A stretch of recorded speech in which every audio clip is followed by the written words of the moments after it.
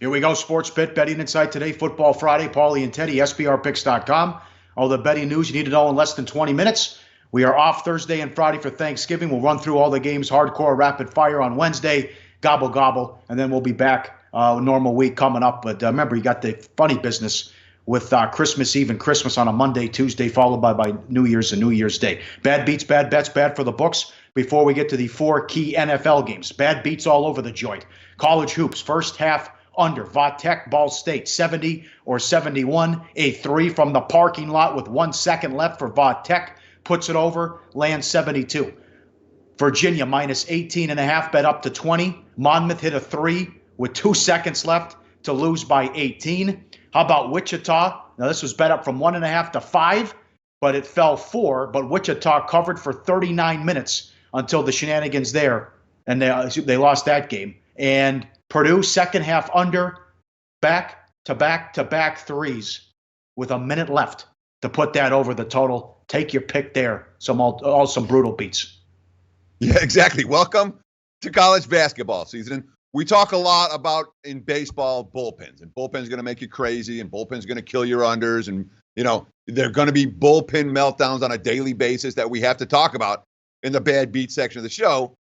College hoops, it's the meaningless three, and they're going to happen, and you have to accept that they're going to happen and not let them make you crazy. But I mean, this is like, 3 of them last night with the three from the parking lot that sends the game over, the first half over, the Monmouth three with 2 seconds left, and the 3 threes in the Purdue game in the final minute.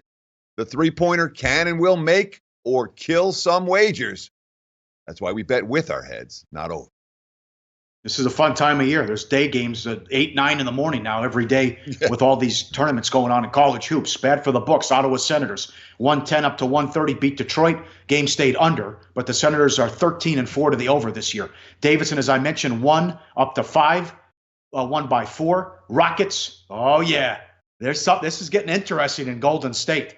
Rockets, 1.5 up to 4, and the total 220 down to 217, 107 to 86. It wasn't that close. 41 points at halftime for Golden State. The first time since 2013 a starter didn't hit a three.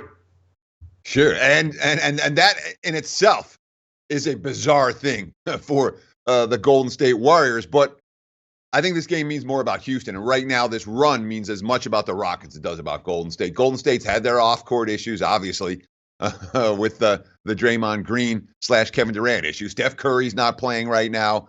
This isn't the Warriors. This isn't the Warriors we're going to see. But Houston, off that dismal start to the campaign, there was a question. Is this team going to implode?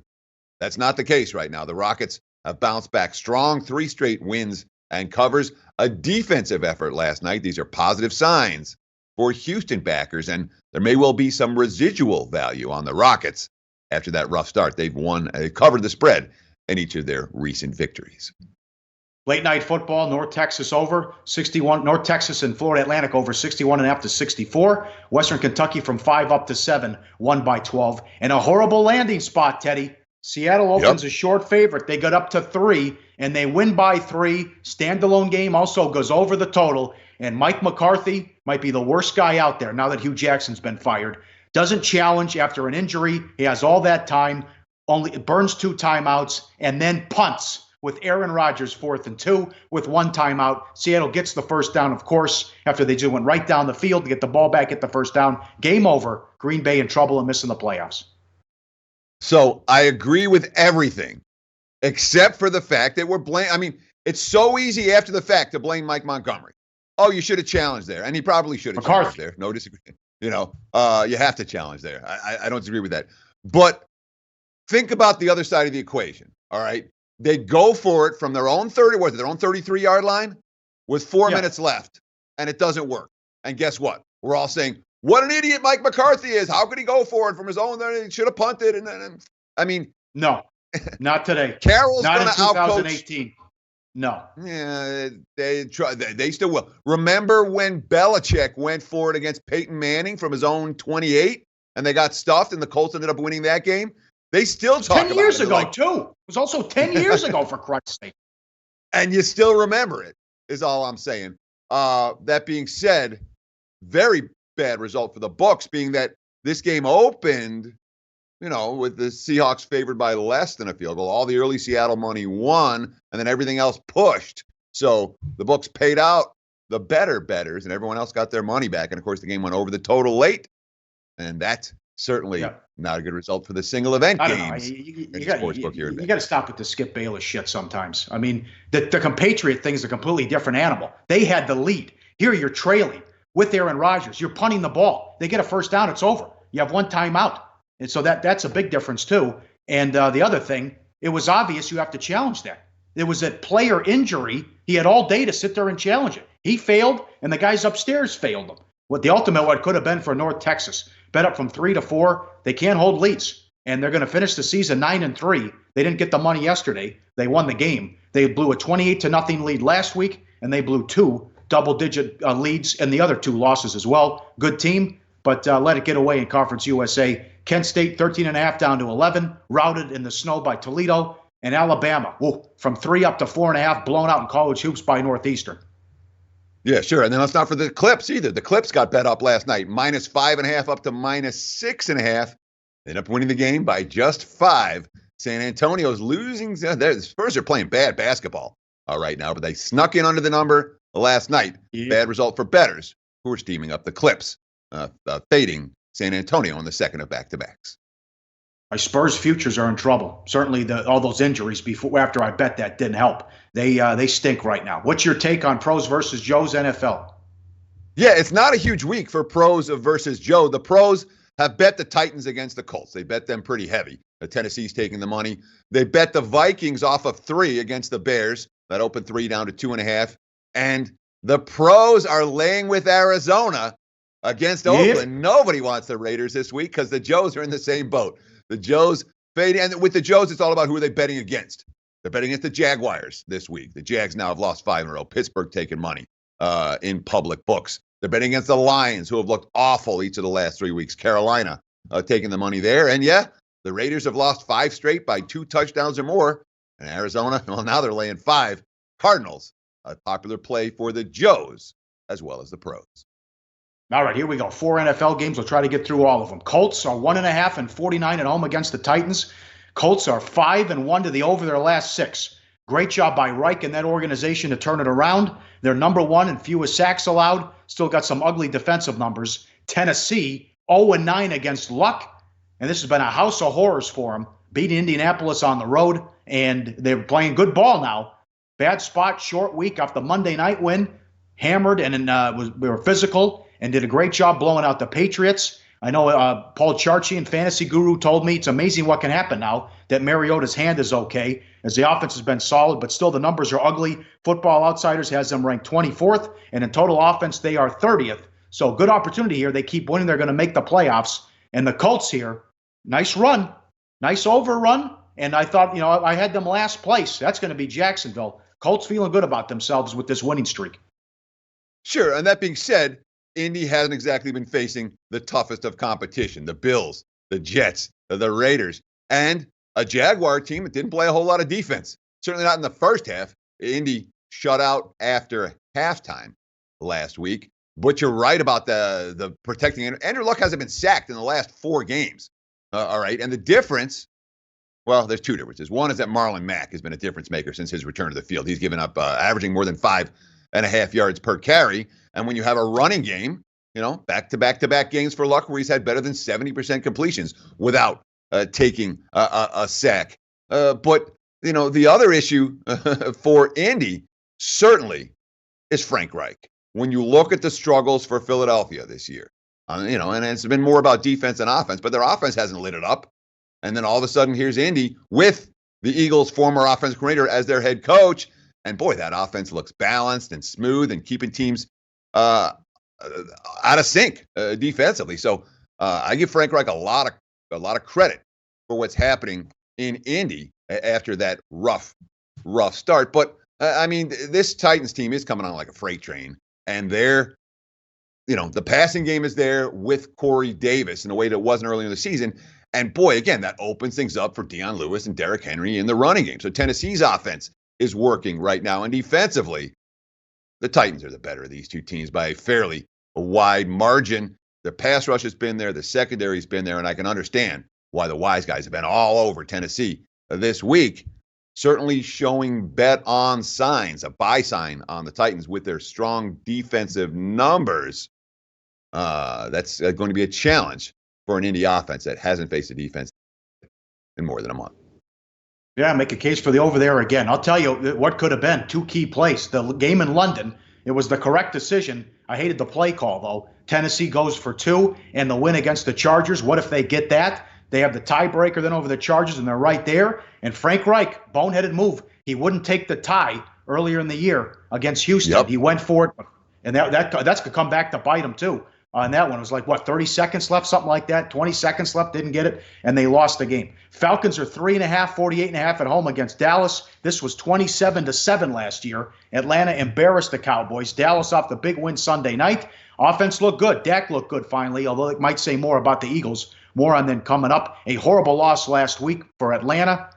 Their issues continue against AFC teams. They are averaging 32 points per game at home. The defensive numbers are awful. Football Outsiders says this is the worst ranked defense in all of football. They are number 8 in total offense, but you got to look away with those numbers. Football Outsider has them number 6 in offense. What do you think of this one? It really is a fascinating game because there's no easy handicap. You can make a strong case against these two squads. Atlanta's defense is broken, and it's not going to get any better. Football Outsiders had them number 32. They're number 30 in yards allowed. There's not a stat out there that's going to say Atlanta's defense is even serviceable. And we saw last week Baker Mayfield looking like a Pro Bowler. Who cares if it's his second week in a new offense? That's how bad the Falcons' D is. And, of course, 92-yard rush to Nick Chubb. That's been the problem for Atlanta. It's not getting any better. And now that Dallas has a balanced offense with Amari Cooper having an impact last week, and that, again, when you have the downfield passing game, it opens things up for Zeke Elliott. Elliott with one of his best games of the season last week in Philly. So, there's a lot to like about Dallas's chances given the matchups. But you're right. Atlanta, 32 points a game at home. We know this offense can put the biscuit in the basket, particularly on this field.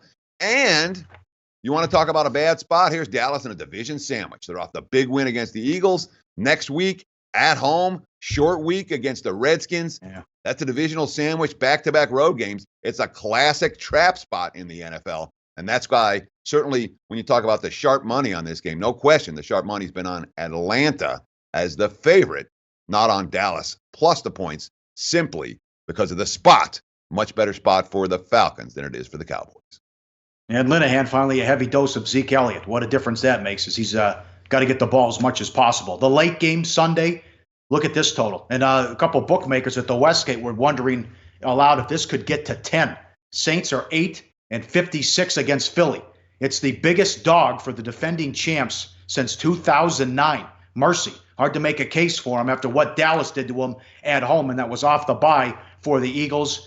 8 straight wins for the Saints, 7 straight covers. Breeze completing 80% of his passes at home. You can't slow down this offense. It was a bad spot last week. They ran out the Bengals, dropped a 50-burger, and after the game, Peyton said, not bad, not perfect, but we can do some things better. So that's scary. And with the Eagles, there's just something off with this Eagles team, and it's put up or shut up time. I still think they're going to be able to sweep the Redskins later in the season, but they lose this one. They're in a world of hurt. Yeah, and that, you say, how can you make a case for Philadelphia, given, we've seen how strong the Saints' home field is more than once in recent week. And when you look at New Orleans year after year, they tend to get off to slow starts.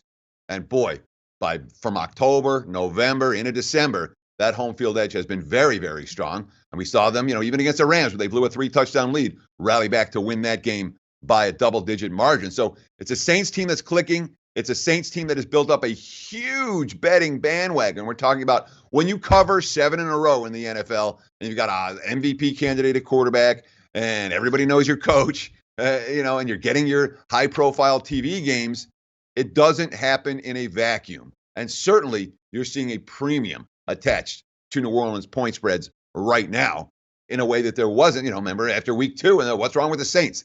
From a value standpoint.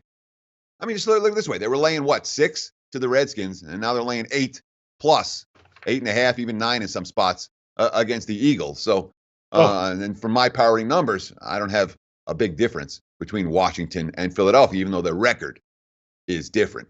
Now, New Orleans brings in Brandon Marshall. We got an old picture of Marshall with the Bears and Drew Brees giving a hug back in the day. I don't think he has a big impact early on. Golden Tate could, though. And certainly Wentz last week found something with Tate. He's thrown at least 2 touchdowns in each of his last 6 games. No surprise here if both these offenses get going. We'll get back to this game when it comes to play of the day time. All right. One thing, too, on the Cowboys, 20-5 underrun on the road. Flex game. Good job by NBC. First place on the line. Bears are 2.5, 44.5 against the Vikings. Vikings off the bye.